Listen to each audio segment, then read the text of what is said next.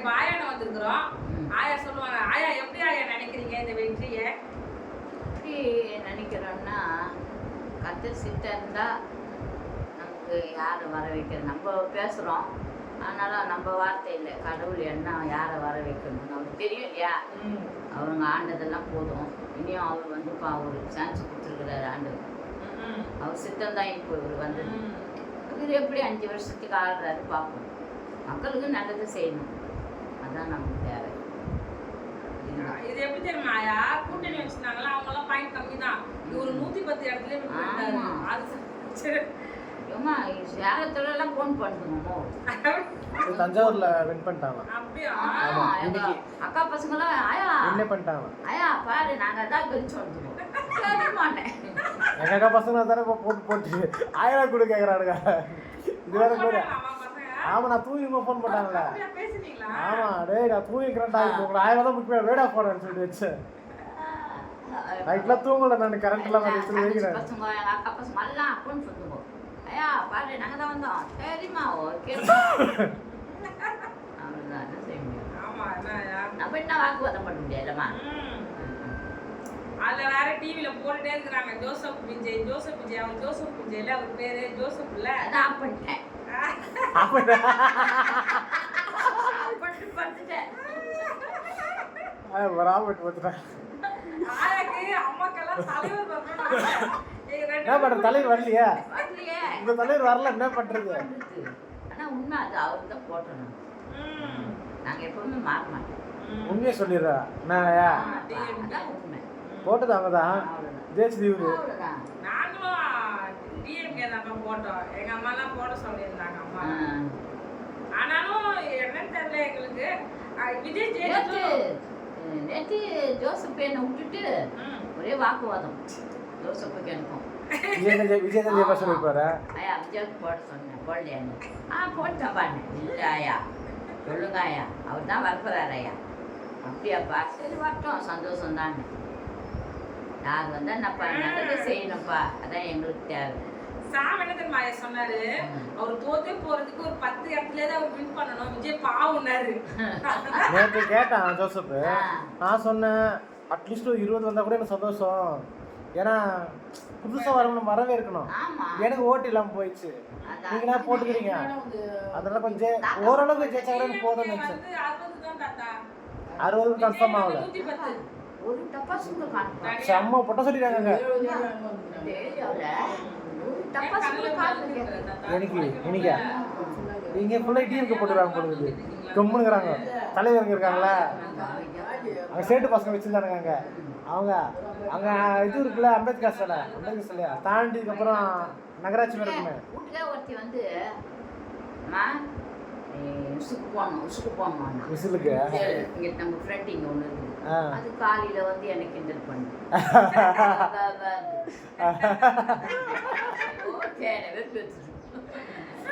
Okay என்ன பண்ணுறது, எல்லாம் ஏற்றுதான் ஆகணும்.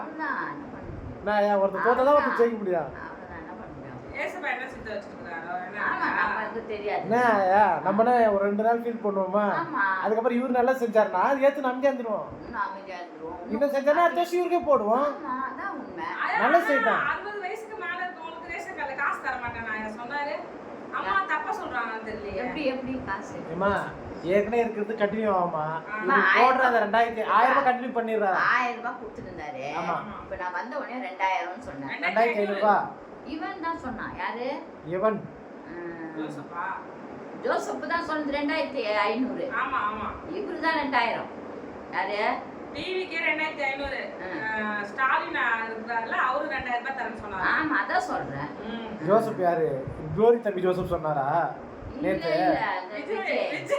விஜய் ஜோசப்பா? அது சொல்லுங்க. ஜோசப்னா குளோரி தம்பின்னு நினைச்சேன். விஜய் சொன்னாரா?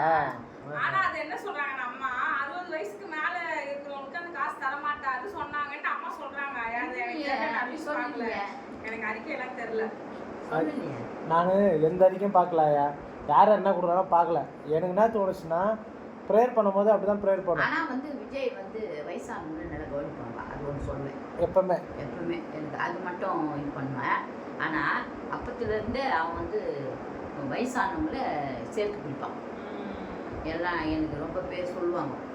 அதனால கொஞ்சம் அவன் மேலே இருந்தாலும் வந்து ஆட்சிக்கு வரணுன்ட்டு இதுதான் வரணும்னு தான் எனக்கு. ஆனால் இவருக்கு தான் போட்டேன் நான். அதான் ஒன்று.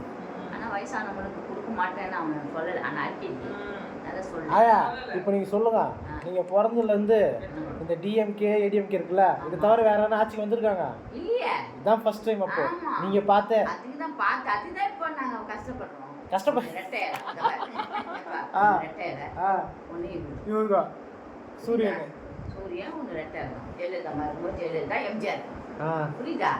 எம்ஜிஆர் வந்து கருணாநிதி வந்தவொடனே எம்ஜிஆர் இவங்க 2 பேர் தான் இருந்தாங்க. இப்போ அவங்க இறந்துட்டோடனே இவன் வந்துட்டார். அவங்க அப்பா இறந்தோடனே இவர் வந்துட்டார். யாரு? ஆமா, அதுல இருந்து வந்துருந்தாங்கிறாங்கப்பா. இது வரைக்கும் வேற கட்சி வந்து இல்ல. நடுப்புற யாரும் வந்து நுழைஞ்சது ஒரே ஒரு வாட்டி காங்கிரஸ் ஜெயிச்சிருக்குது. ஒரு வாட்டி இல்லை, 2 ஜெயிச்சிருக்கலாம். ஆனால் எனக்கு தெரிஞ்சு காமராஜ் இருந்தார்ல, அவர் காங்கிரஸ் தானே முதலமைச்சர். ஆனா ஆயா தெரிஞ்சு இடையில காமராஜ் மட்டும் தான் இருந்திருப்பாரு.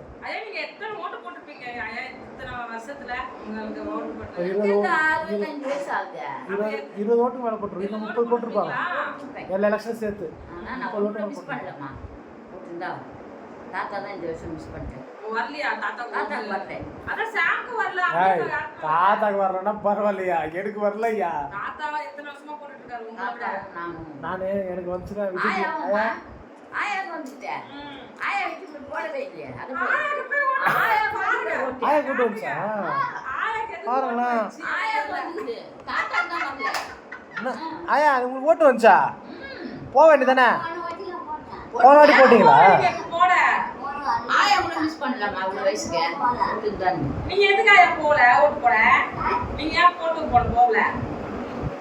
யார கூட்டு போல தெரிஞ்சுச்சுன்னா யார்கிட்ட சொல்லி கூட்டு ஓட்டு போட்டு வச்சுக்கலாமே.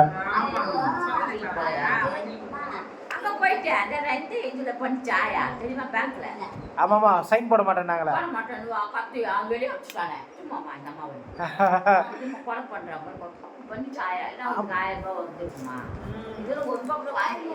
அந்த முதியோர் தொகை அது சைன் போட்டா, பேங்க்ல சைன் போட்டிருந்தா முதியோர் உதவி தொகை வந்திருக்கும். ஆயா சொத்து நிறைய நம்ம எத்துக்கு போற சொல்லிட்டு சைன் போட மாட்டாங்க. சொத்து நிறைய வச்சுருக்காங்க வந்திருக்கும். ஆனா அது ஆம்பளை பசங்க இல்லைன்னா ஆம்பளை பசங்க இருக்கக்கூடாது. ஆம்பளை பசங்க இல்லைன்னா ஆம்பளை பசங்கன்னா வீட்டு இருந்து பார்த்துப்பாங்க. பொம்பளை பசங்க கன்னடா போயிடுவாங்க. அந்த கணக்கு தமிழ்நாடு கவர்மெண்ட் கொடுக்குறது. ரேஷன் கார்டு எல்லாத்தையும் பார்ப்பாங்க. ஜெயலலிதா போட்டாங்களா கடைசியா பாருங்க.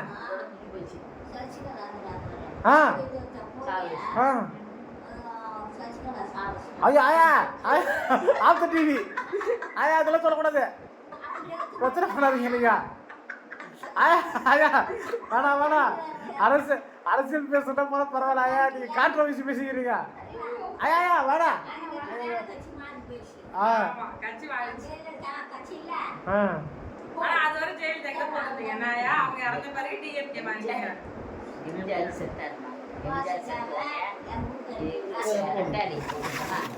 அதோட அந்த அம்மாவும் போயிட்டாங்க, அவங்களும் போயிட்டாங்க. இப்போ அடுத்து போட்டு நின்று வருஷம் பூரா.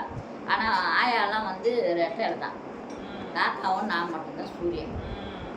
அடுத்த வாட்டி டிவிக்கே நல்லது செஞ்சா டிவிக்கே. ஆமா அவ்வளவுதான். நாளை எப்படி ஆயா நேத்து 3 நாளா கரண்ட் இல்ல ஆயா வீட்ல. வீட்லயா? ஆமா. 5 வீட்டுக்கு மட்டும் கரண்ட் இல்ல ஆயா. தெரியல, நைட் போயிடுது. நேற்று நைட்னா சரி தூங்கவே இல்லை நான். அப்புறமா நான் என்ன பண்ணேன், எங்கள் ஏரியாவில் வந்து அங்கே மாதவத்தில் இருக்கும்போது கரண்ட் இல்லைன்னா ஒரு நம்பர் கொடுத்துருந்தாங்க. இங்கே கரண்ட் இருக்கும். இப்போ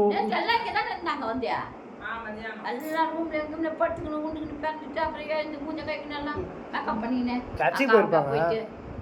சர்ச்சுக்கு போயிருப்பேன். நான் சொல்றது நைட்டில் மட்டும் போகுது கரண்ட்டு. நைட்டு போச்சுன்னா விடிய காலை 5 மணிக்கு அப்படி தான் வந்தது. டென்ஷன் ஆகிட்டேன் நேற்று. என்ன பண்ணேன், ஈபிக்கு ஃபோன் போட்டேன். ஈபி நம்பருக்கு அவர் எடுக்கவே இல்லை. என்ன பண்ணேன், ஸ்ட்ரைட்டாக கம்ப்ளைண்ட் கொடுப்பாங்களா, அங்கே கொடுத்துட்டேன். சாப்பிட்டேன். வெள்ளை சோறு இருக்குது, ரசம் இருக்கு, நல்ல சொல்றதெல்லாம் இருக்குது. பிரியாணி கொஞ்சம் இருக்கு. சாப்பிட்டோம்.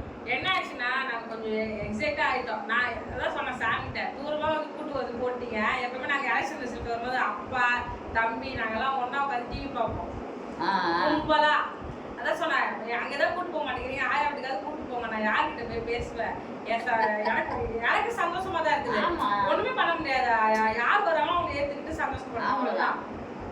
அதனால ஆயா கிட்ட கூட்டு போங்க, நான் எங்க போவேன், இவ்வளவு நாங்க போட்டுட்டு என் சொந்தக்காரங்க எல்லாம் பார்க்க முடியல, ஆயா கிட்ட கூட்டு போங்கன்னு அனுப்பிச்சு வந்தேன். சாமி